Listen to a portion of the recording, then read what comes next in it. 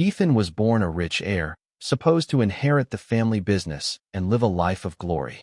Who would have thought his own father would turn his back on him, favoring his cousin Kai like he was his own son, treating him better than his actual flesh and blood? If Kai so much as scraped his knee, his father would summon the nation's top doctors to develop a custom cure.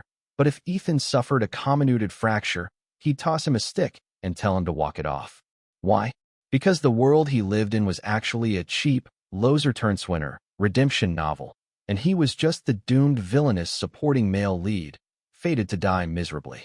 The male lead, Kai, had a tragic background, a meek personality, but was overflowing with a sense of justice. Moral blackmail was his weapon of mass destruction. The female lead, Serafina, was an aloof CEO in public, but secretly a slave to love. And the worst part? There was a higher force controlling everything, the will of the world, named Anya. She'd use plot armor in reverse to force the story forward, pushing him step by step toward destruction. But none of them knew Ethan had decided to flip the table. If he couldn't win, no one would. Mutual destruction beat solo victory. None of them were getting their happy ending. Chapter 1. Cold water splashed across Ethan's face. That's when he woke up, surrounded by the alto familiar voices of judgment. His loving parents and his oh-so-elegant ex-fiancée, Serafina. And of course, there was the unavoidable justice demon, his dear cousin Kai. What was the accusation this time? That he bullied Kai after he provoked him, or that he stole the birthday gift Kai planned to give Serafina? It didn't matter anymore. What mattered was that he had suddenly inherited memories that didn't belong to him. Turns out this world was straight out of a novel where a beautiful CEO falls in love with a broke guy. And he was Ethan, the classic villain meant to oppose Kai at every turn. His only role was to highlight his greatness and righteousness. His suffering existed to make his romance with Serafina more touching. His fate was to be hated by everyone, to have his reputation ruined, and eventually die in despair. And Kai? He'd walk over his corpse and inherit the entire Zhang family fortune. He'd live happily ever after with Serafina, becoming the golden couple everyone envied. Why? Just because he was the main character. His parents treated Kai like their own son because back then his father fought his older brother for power and ended up inheriting the family business. His brother, crushed by the loss, passed away in sorrow. That guilt had haunted him ever since, and now he was trying everything he could to make it up to Kai. So in their household, Kai was practically royalty. The moment he frowned, someone else must be at fault. And if Ethan tried to explain himself, suddenly he was the rebellious son with no respect for authority. Serafina? She was blind and foolish. Every time Kai lied and Ethan exposed him, she'd jump in to defend him, then turn around and yell at him. The face he once loved now only looked stupid and pitiful. He finally realized he was living in a preset script. His pain fed Kai's growth. His misfortune was the foundation of his happiness. Struggle? Resistance? All meaningless. Any attempt to deviate was corrected by an invisible hand. Fight back and you only die faster. Ethan rubbed his temples and calmly glanced around the room. Their scolding droned on like flies buzzing in his ears. He stood up, said nothing, and turned to leave. Behind him, his mother screamed, "Ethan, what kind of attitude is that?" He locked his bedroom door. From the depths of his closet, he dragged out the suitcase he'd secretly packed. ID, bank cards, some cash, a few changes of clothes. In the novel, Ethan always tried to explain himself after being framed. He'd try to fix things, only to end up deeper in misunderstanding. He wasn't interested in that. If he was doomed to be cannon fodder, he'd rather exit early. He opened the window and checked that no one was outside. Second floor. He tossed his suitcase down and climbed out after it. His knee stung when he landed, but he didn't stop. He picked up the suitcase and disappeared into the night. No note, no goodbye, as if he'd never existed. He could already picture the chaos that would follow his disappearance, especially for Kai. He must be freaking out. How could his precious villainous prop suddenly go off script? Without my evil deeds, who's he going to perform his justice for? Without my schemes, how will his love with Serafina be tested? But unfortunately for them, he was done playing their game. Chapter 2. Ethan took temporary refuge in a small town far from the city. The first thing he did was swap out his SIM card, cutting off all ties to the past. Within a couple of days, he spotted a missing person notice tucked in the corners of local news. Between the lines, it implied he was irresponsible, squandered the family fortune, and ran off after scamming them, possibly manipulated by someone. They were trying to ruin his reputation to make life impossible for him. Serafina was probably leveraging her connections too. After all, her male lead Kai must be wringing his hands over this. Kai's acting skills had always been solid. Unfortunately for them, his foresight into the plot was his best shield. The situation was different, but in the story, he also disappeared once. That's why he had always managed to stay one step ahead. While hiding, he wasn't idle. He started gathering evidence to protect himself. Financial trickery in Zhang Corporation over the years, his father's shady business deals, his mother's secret transfers of assets. And was Kai really as noble, radiant, and righteous as he appeared to be? Ethan didn't buy it. Not a single thread or clue would escape him. It felt like he was creeping through darkness alone with danger lurking in every shadow. But every clue he uncovered, every tracker he dodged, brought him one step closer to true freedom. Chapter 3. During his time in hiding, he crossed paths with a man named Daniel. Daniel had been sent by his father to find him. Ethan happened to be sick with a cold at the time, drained and careless, and that's how he tracked him down. But instead of reporting him immediately, he urged him to escape far away. Ethan, he's not someone who values old ties, he said. He lowered his head and continued. Last time, when my daughter was sick and urgently needed a specialist, he told me to get lost. It was you, young master, you gave me that doctor's contact. So that had happened. Ethan barely remembered, probably just something he did in passing. But for Daniel, it became the reason he was risking himself now. Ethan, you have to go, get far away. His voice was anxious. They don't just want to bring you back. I overheard Mr. Zhang telling Madam that the Wu family's son has a terminal illness and your tissue match is perfect. So this time they're bringing you back to trade you for a partnership with the Wus to save the company. Expected, but hearing it confirmed by someone else chilled him to the bone. They said if you don't agree, they'll lock you up and force you to sign. Daniel's voice was shaking. Ethan listened in silence. So this is what his loving parents had in mind. To them, their own son was nothing but a pawn to be sacrificed for profit. He said, "Got it. Thank you for telling me this, Daniel." His voice was calm. Daniel was taken aback, probably not expecting him to be so composed. But Ethan shifted the tone. My dad is suspicious by nature. If you show up empty-handed, he won't let you off. Daniel turned pale. Ethan handed him a piece of paper. This is where I'm staying now, but I'll be gone soon. Once he sends people, they'll confirm I was indeed here. At most, he'll scold you for being inefficient. He won't suspect you, at least not for now. Daniel accepted the note, gave him a grateful look, and said, Young master, please be careful. I will, he replied, looking him in the eye. You too. Daniel nodded and hurried off, disappearing into the rain. Ethan curled his lips into a cold smile. At first, he'd wanted to disappear completely, to be done with it all. But now he'd changed his mind. This debt needed to be settled thoroughly. Just as he was preparing to return to the city, the unexpected happened. He was stopped at the long-distance bus station. Several men blocked his way, and leading them was his father himself. His face was grim. Come home with me. Ethan stared at him coldly. And if I say no? His father lowered his voice and threatened. Ethan, don't make me use force. He laughed. Use force? Here. He raised an eyebrow, his voice just loud enough. You want everyone here to witness how the chairman of Zhang Group kidnaps his own son in broad daylight. People around them were already starting to look. His father's face darkened further. He knew making a scene here would only damage the Zhang family's reputation. He quickly changed his tone and said, Ethan, why are you being so stubborn? I know maybe I haven't done everything right, but we're family. Can't we just go home and talk things out? He knew exactly what his father was trying to do. Trick him into going back, then lock him up and plan his next move. Still, since he was handing him a perfectly reasonable excuse to return, why not take it? Perfect timing. He was heading back anyway, to face the banquet of betrayal that had long been set for him. Chapter 4. Setting foot in the Zhang family villa again felt like stepping into a different lifetime. His parents, Kai, and Serafina were all seated on the sofa, each with a different expression. He walked in calmly and sat down on the single armchair across from them. Ethan, you're finally back. We were so worried about you. His mother jumped in first, playing the family emotion card. She said, "Do you know how much trouble the company is in? We're family. You should be helping us through this." He looked at her fake, concerned face and replied with a flat tone, "Get to the point." Her expression froze. Serafina immediately chimed in with a scoff. "Ethan, Uncle and Auntie raised you. It wasn't easy.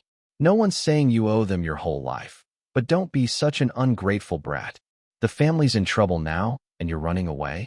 There's a chance to fix everything. Young Master Wu is sick and needs a kidney. You're a match. Stepping up would be good for you and the Zhang family."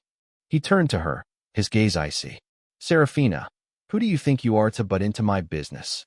Her face flushed crimson. She bit her lip and said, "I'm Kai's girlfriend. That doesn't make me an outsider. Of course I care about the Zhang family." He chuckled. "Being a girlfriend makes you not an outsider? Well, isn't that wonderful? Since Miss Chun is so concerned about the Zhang family, where's the Chun family's helping hand? Or is your concern just empty words?" Serafina was stunned into silence. Kai stepped in to smooth things over. "Ethan, how can you say that? Serafina cares, that's from the heart. But this is ultimately our Zhang family's issue. How could we trouble the Chun family over it?" His father followed up. "Kai's right. Ethan, how can you be so ungrateful?" He glared at him and said, "The Zhang family is the Zhang family. The Chun family is the Chun family. We handle our own problems. As the son of the Zhang family, it's your responsibility. Don't try to dodge it." His father, putting on a brave front with nothing to back it up, was refusing to swallow his pride and suffer through hardship. He'd rather save face and suffer for it than ask the Chin family for help. All because he was terrified of losing face and even more afraid of jeopardizing Kai's ties with the Chin family. So instead, they came to him, their own son, to be exploited like a patch for their sinking ship. Ethan nodded. "You're right. We should handle our own problems." "I agree completely." He paused, clearly catching the flash of relief on their faces. Then he slowly twisted the knife. "But to me, you're no different from outsiders. So don't trouble an outsider like me with the Zhang family's mess, okay?" His words were like an invisible slap, hitting the three of them square in the face. His father's lips trembled in rage, stammering, "You." Kai spoke heavily. "Ethan, I know you're angry, but you can't say that to your parents. Everything they've done has been for the good of the Zhang family."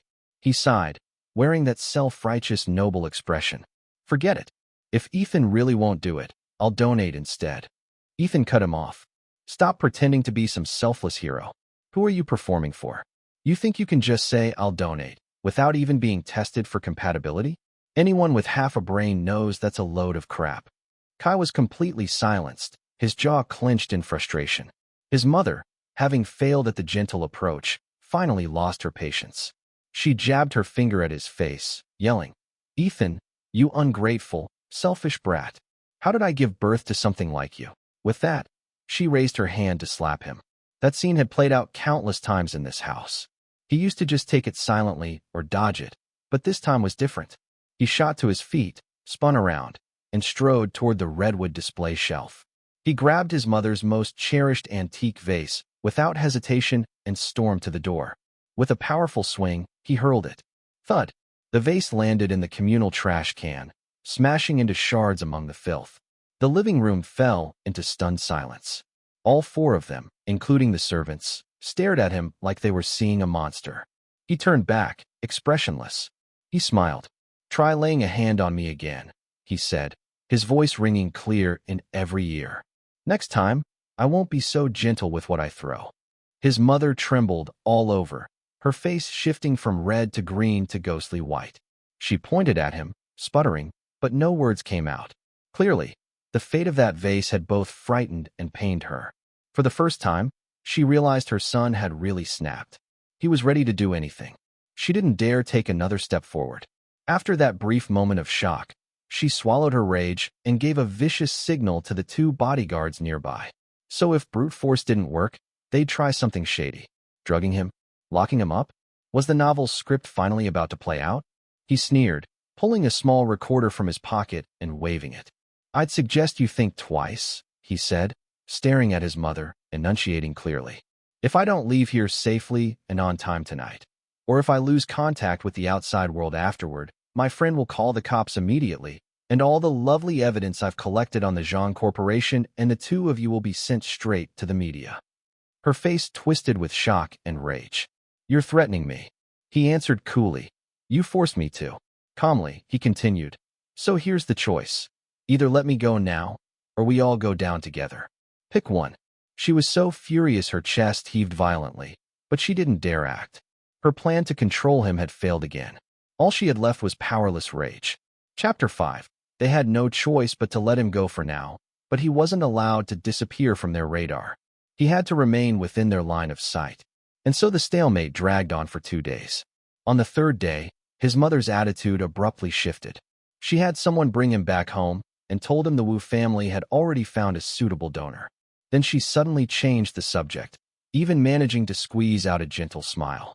She said, "Ethan, recently I've been helping you find a nice girl." He raised an eyebrow and waited for her to continue. She said, "She's a good friend of Kai's, the heiress of the Li family. Her name is Anya Li." Her tone was unusually warm, clearly forced. "She's well-educated, respectful to her parents, and has a great impression of you." His mother smiled again and added, "And the Li family said if you two hit it off, they'd be more than happy to help us through our current difficulties." The moment the name Anya came out of her mouth, alarm bells rang in his mind. That name. He vaguely remembered her. She'd often been around Kai at family events, in karaoke rooms, at group dinners, always off to the side, quiet, easy to overlook. Back then, he hadn't thought much of it. But looking back now, whenever Kai finished playing basketball, she'd be the first to hand him a water bottle. When he was hungry, she just happened to have packed an extra lunch. When he was sick, she'd conveniently be passing by with medicine. Her care for Kai had always been timely, yet never blatant. It all seemed like coincidence. Too many coincidences. And now she shows up at this moment as Kai's friend? Way too convenient, like a trap carefully laid. His suspicion toward Anya's identity and motives flared almost instantly, but he couldn't let any of it show. He said, "Oh." He feigned calm. "Since she's Kai's friend, sure, no harm in meeting and getting to know her." He needed to keep them at ease while he secretly investigated. Who was this Anya? What was her connection to Kai and to this world that was increasingly off-script? He had to find out. Chapter 6. He started spending time with Anya, and everything about her felt too perfect to be real. She was stunningly beautiful, tall, graceful, polite, and impossibly kind. Flawless in every way. Her attitude toward him was perfectly balanced. Not too cold, not overly eager, just the right level of interest and sincerity to make someone believe she genuinely liked them. If he hadn't been on high alert already, he probably would have fallen for it. He began digging into her background, using every resource he could access. And what he uncovered was deeply disturbing. Everything about her life was so pristine it felt manufactured. She came from a wealthy family, but the Li Corporation was only founded a year before she was born. Even stranger, despite being so young, the company had grown at an unnatural pace. Every project, every investment it touched was backed by an uncanny streak of luck and coincidence that defied logic. And her personal history? Scrubbed clean. It was like someone had polished her past until there wasn't a single flaw left, or any useful information for that matter. What confirmed his suspicions was what happened every time he tried to break a key plot node. For example, he once reached out to a journalist who could expose the Zhang family's financial scandals. He suddenly fell ill and flew abroad.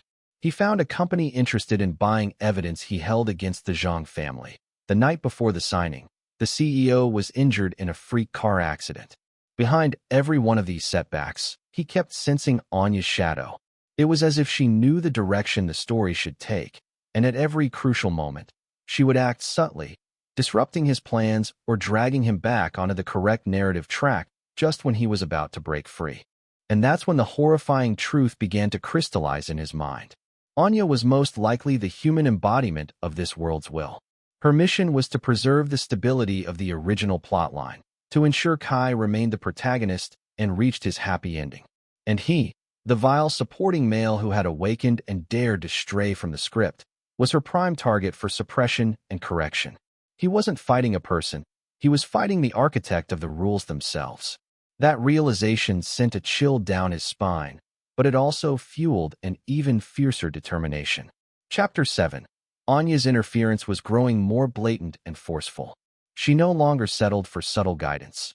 At times, she would outright manipulate reality with supernatural power to twist the situation in her favor.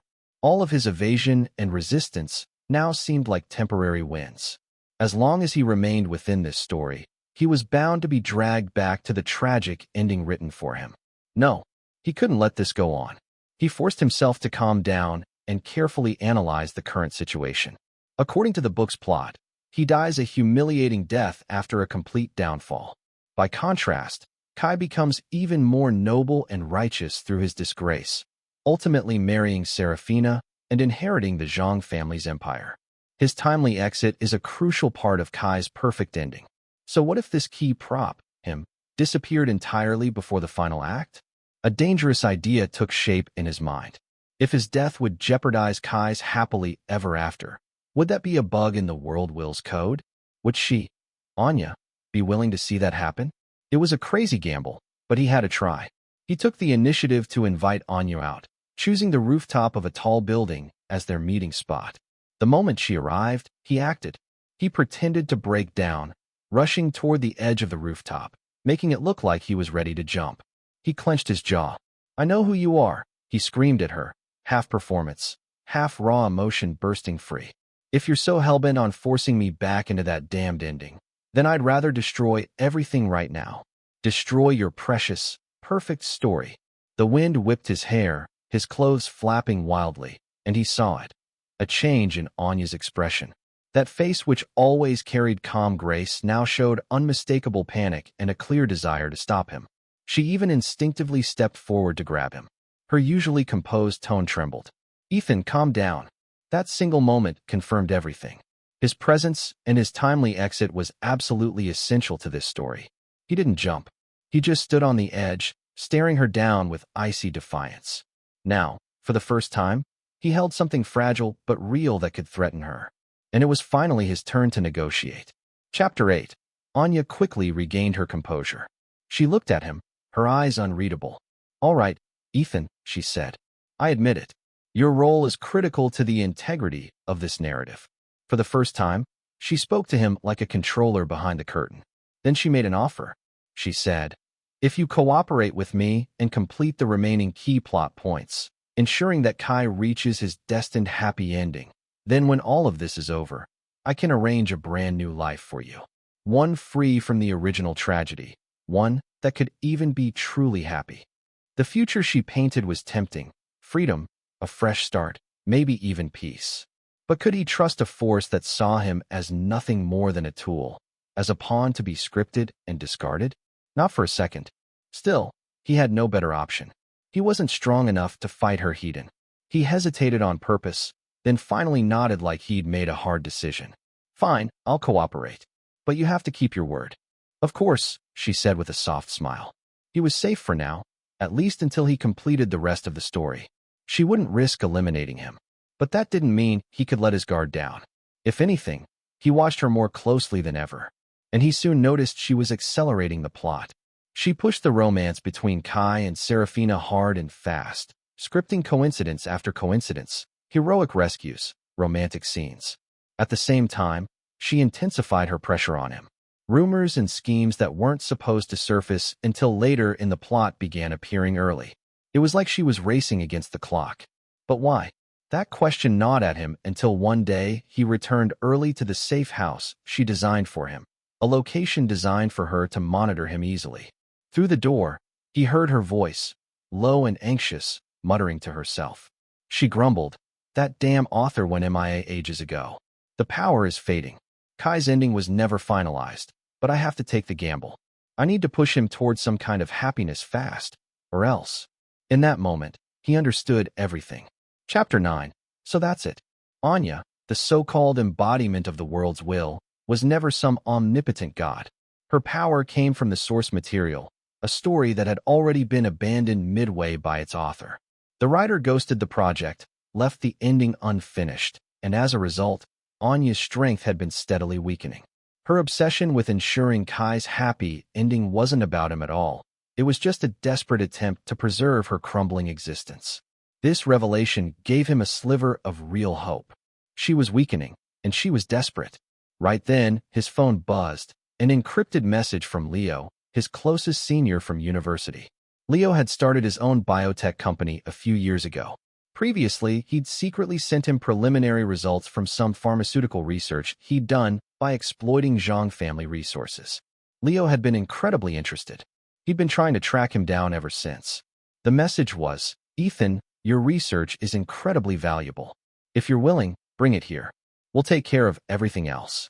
It was the opportunity he'd dreamed of, a way to escape this soap opera of a plot and truly start over on his own terms. He replied immediately, expressing his willingness to join. Then he rushed to gather all his research data and experiment logs. These were more important than his life. He had made multiple backups and hidden them in various locations, but he wasn't slick enough to escape Anya's notice.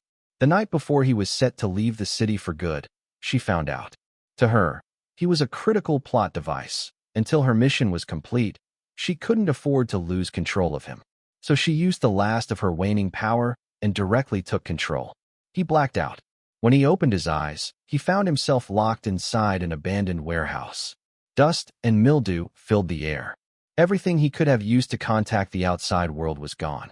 Anya stood before him. She wore a pale slip dress, fabric clinging to her frame in disarray. One strap had broken off her shoulder and was slipping down. The hem was wrinkled and even torn in places. Before he could make sense of her intentions, she spoke. "Ethan, I gave you a chance," she said as she walked toward him. "Why can't you just stay where you belong?" She wanted to use her final trick to fully subdue him, but he was no longer the Ethan who relied on threats and evasion to survive. Over the past 6 months, he had never stopped preparing, anticipating the possibility of physical confrontation. He had secretly taken up combat training. Not long, but maybe just long enough. Thankfully, Anya underestimated him, assuming he was still the pathetic version from the original plot. She had only tied his hands. He waited.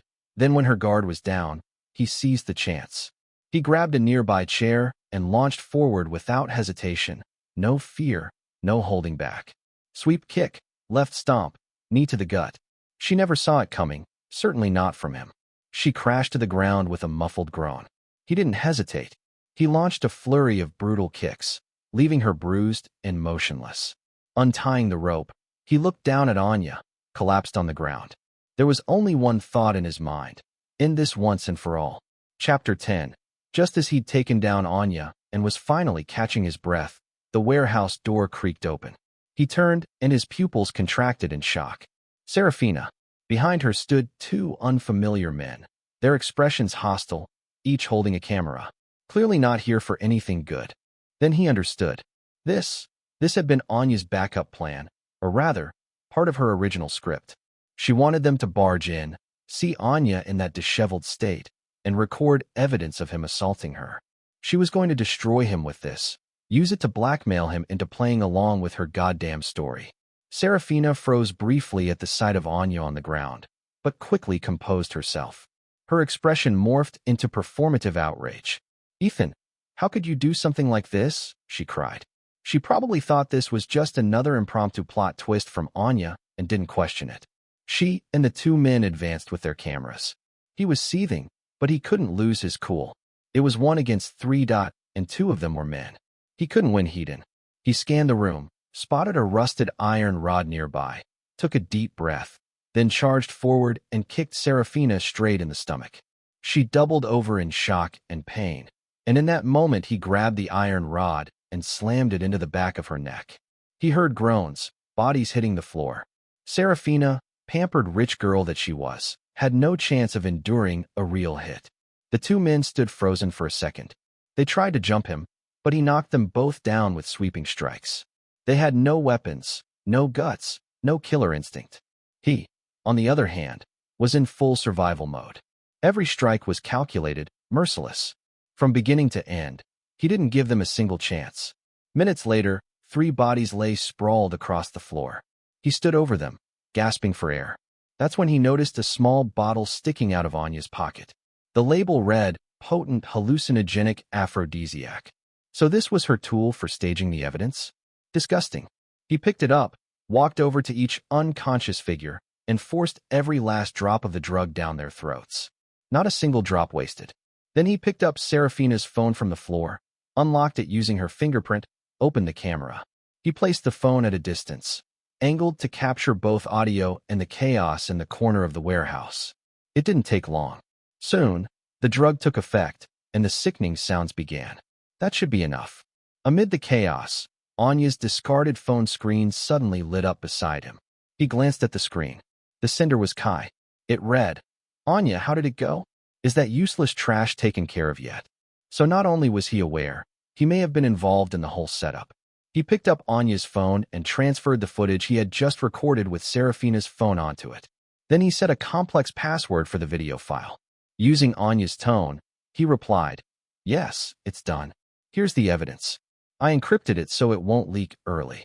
He attached the file and sent it. Then he added, "Oh, and I made a few adjustments to the world's rules. Right now, send the video and the password to all the PR accounts you've bought. Push the scandal that Ethan assaulted the heiress of the Lee family. Once this scandal goes public, your protagonist aura will be completely locked in. Your happy ending will be secure. No more waiting for plot triggers. This is the fastest route I can give you." He knew Kai. He was obsessed with the idea that he was the chosen one and that Ethan was the obstacle he had to destroy. His craving for a happy ending had long overwritten his ability to think rationally. Sure enough, he replied quickly, "That's amazing, Anya. Thank you. I'll do it right away." His message reeked of eagerness and venomous delight. He stared at the screen coldly. "Kai, this is the path you chose." Then he added, "I've already hired a ton of internet trolls. Once the video goes live, we'll bury him." He responded with a single word, "Okay." Then he deleted all messages, files, and logs from both phones and did a full factory reset on each. After confirming he'd left no fingerprints or traces, he quietly walked out of that filthy warehouse. A new show was about to begin. At dawn, it was as if someone dropped a bomb on the internet.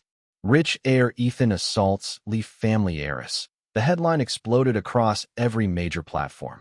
Kai's paid trolls went full force, flooding the feeds with vile comments and conspiracies. The scandal surged to the top of every trending list. But then, as curious netizens rushed to find out more and clicked on the viral video being shared, everyone was stunned.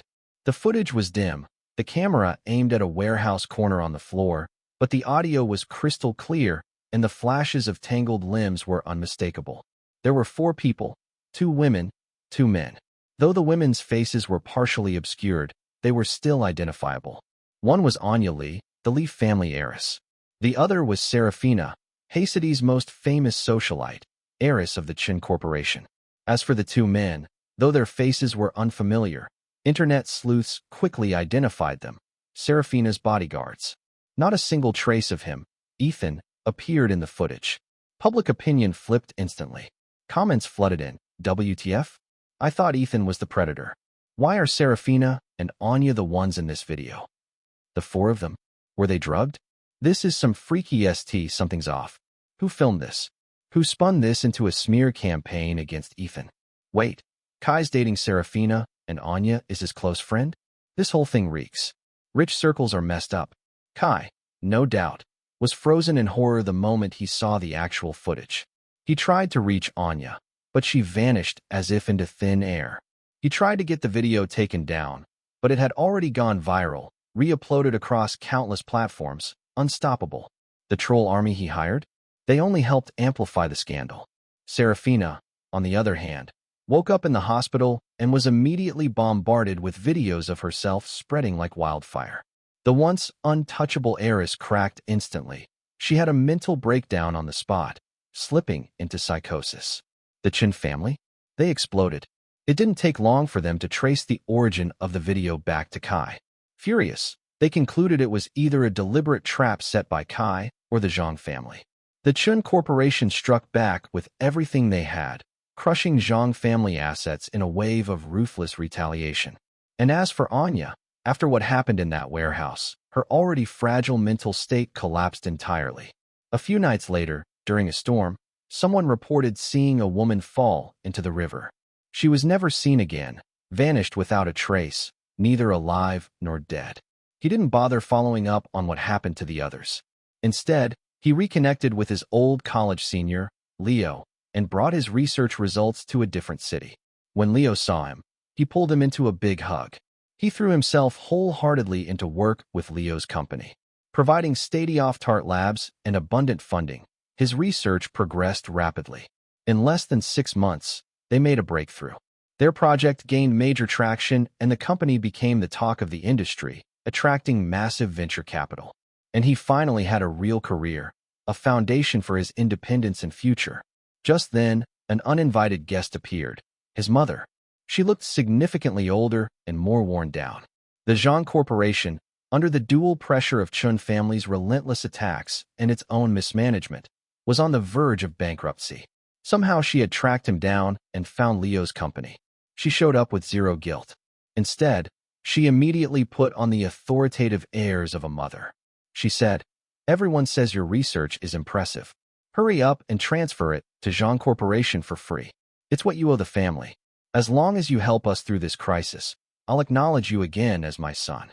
He looked at her quietly, filled with nothing but numb indifference. "My work has nothing to do with the Zhang family," he said coldly. "You still have Kai? Let him save the Zhang family." Enraged, she raised her hand to hit him again. But this time, before she could try anything, he immediately called security and had her thrown out. She left, screaming obscenities, filthy, venomous insults. But her voice grew fainter and fainter until it disappeared beyond the doors. While the Chen family was busy crushing the Zhang family, they didn't spare the one they saw as the true culprit, Kai. He later heard that one night they cornered him in an alley. He lost something. Whatever it was, it broke him completely, physically and mentally. The chain of traumas finally shattered his mind. He was sent to a psychiatric facility. That male-led aura he clung to? It probably vanished the moment he hit send on that damning video. Meanwhile, he compiled evidence of the Chun family's illegal acts of revenge and handed it over to one of their rival corporations. They acted fast. Soon, the Chun family scandals exploded across the internet, along with the exposure of numerous illegal business practices. The Chun Corporation stock crashed, their cash flow collapsed. Eventually, they declared bankruptcy. Most of the Chun family's top members now face serious legal prosecution. As for the Zhang family, they fell even earlier than the Chens. His mother tried to flee with the last of the family's assets and her lover, but was caught by his father. In a fit of rage, he stabbed her to death with a fruit knife, then suffered a stroke himself due to the emotional shock, leaving him paralyzed. And Kai? He wondered if in the rare moments of clarity he might still have, he regretted the choices he made. But that had nothing to do with him anymore. Another year had passed. Leo's company had transformed from a startup into one of the hottest rising stars in the industry. Their pharmaceutical research had passed clinical trials and was about to enter production, bringing hope to countless patients. That evening was the company's year-end celebration banquet. As one of the core researchers and shareholders, he was naturally among the center of attention. At the climax of the banquet, Leo mentioned his name in particular, expressing his gratitude for the tremendous impact he had brought to the company. Amid the thunderous applause, Leo personally stepped down from the stage and handed him a share transfer document along with the key to a beautifully crafted apartment. It was a luxury apartment in a prime downtown location. On top of that, there was a generous year-end bonus. "Congratulations, Ethan," Leo said with a smile. "You deserve this." After the banquet, he went alone to the apartment that had been awarded to him. Standing in front of the massive floor-to-ceiling windows, he looked out over the dazzling city lights below. He had completely freed himself from the chains of that absurd soap opera of a story and cut all ties with the disgraceful past. The future had arrived, brilliant and full of light.